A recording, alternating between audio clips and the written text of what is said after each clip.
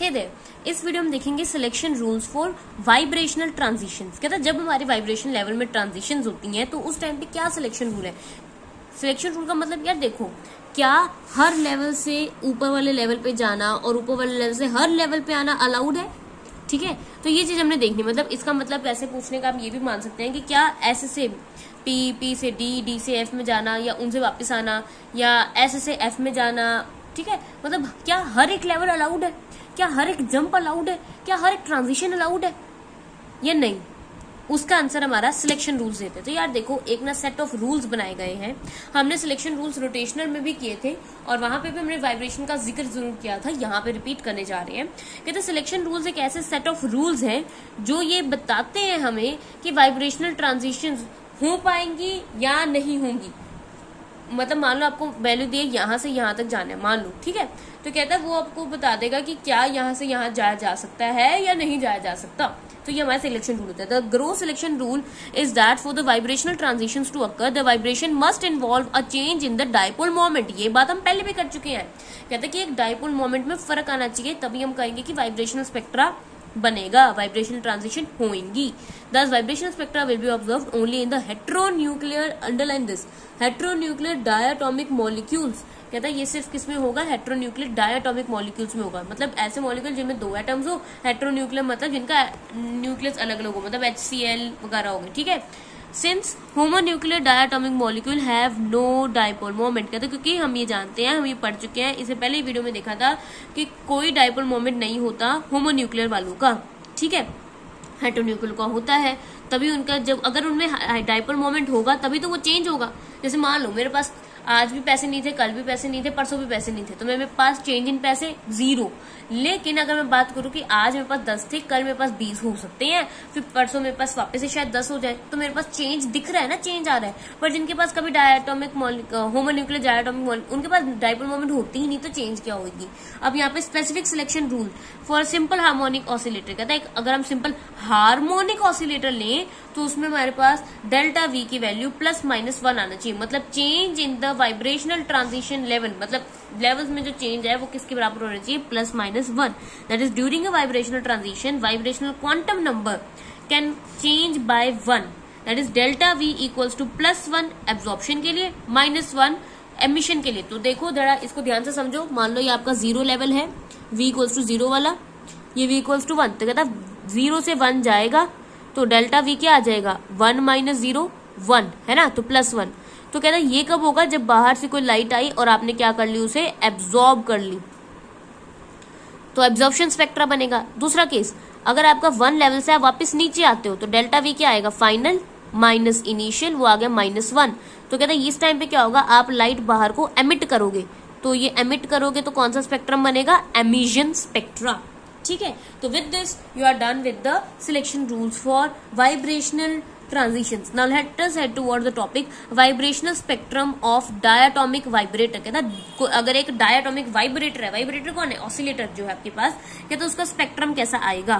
कहता applying selection rule delta v equals to +1 the energy absorbed for a transition taking place from nu v+1। कहता ये v है, यहाँ पे new नहीं आएगा, v आएगा।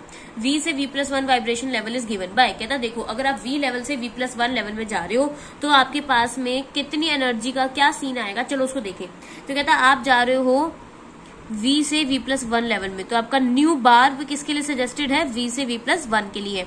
कहता डेल्टा e v बार किसके बराबर आ जाएगा, e v+1 बार माइनस e v बार। ये बात समझ आई। कहता देखो हमने चेंज बताना ना, चेंज इन v कितना आया, तो कहता हम चेंज इन v कैसे बताएंगे, v+1 माइनस v। जैसे मैं बता दूंगी कि आज और कल में मेरे पास पैसों में कितना चेंज आया, आज वाले पैसे माइनस कल वाले पैसे। इसी तरीके से डेल्टा EV की वैल्यू आ गई, EV+1 माइनस EV। यहाँ मैं इसे E बोल रही हूँ, बट देखो ध्यान से ये बार्स वाली टर्म है, तो मतलब इसमें हम ओमेगा E की टर्म में लेंगे। तो v+1 लेवल में कितनी होगी, देखो हम लिख के देखते हैं। हमें पता है E की वैल्यू अभी हमने देखी थी कितनी होती है, v+1/2 इंटू ओमेगा E। ये E होता है, E फॉर V के लिए। E v+1 कितना हो जाएगा, v+1 +½ बात सही है।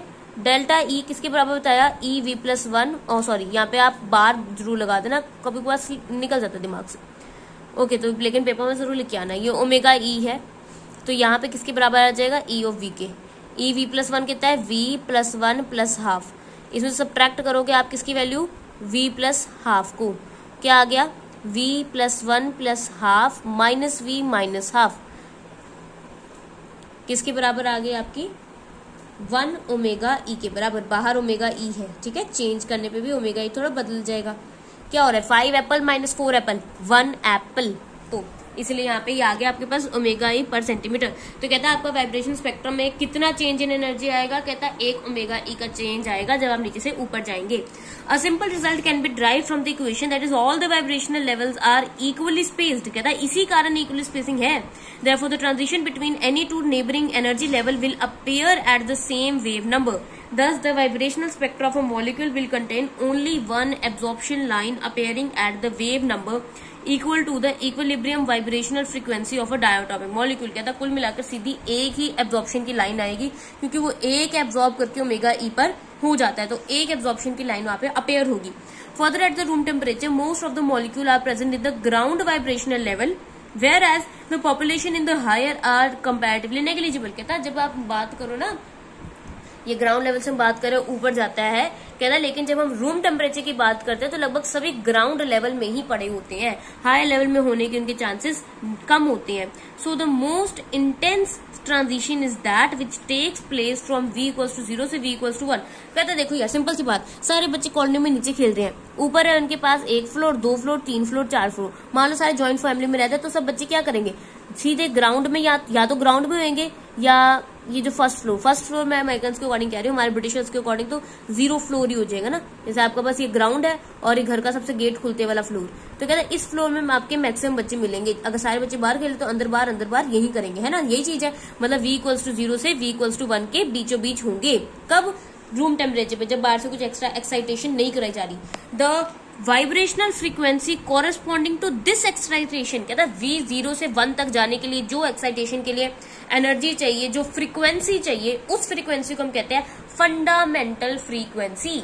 मतलब सबसे कम वाली फ्रीक्वेंसी जो बेचारी रिक्वायर्ड है उसे हम कह देते हैं fundamental frequency. The frequency which is required to move and या to excite the molecules of an to excite the molecules atoms of the molecules or whatever from the level v equals to 0 to v equals to 1 level, that is from the quantum number 0, vibrational quantum number 0 to vibrational quantum number 1। तो वो जो frequency required उसे हम क्या कह देंगे, fundamental frequency। So with this your these two topics are also done।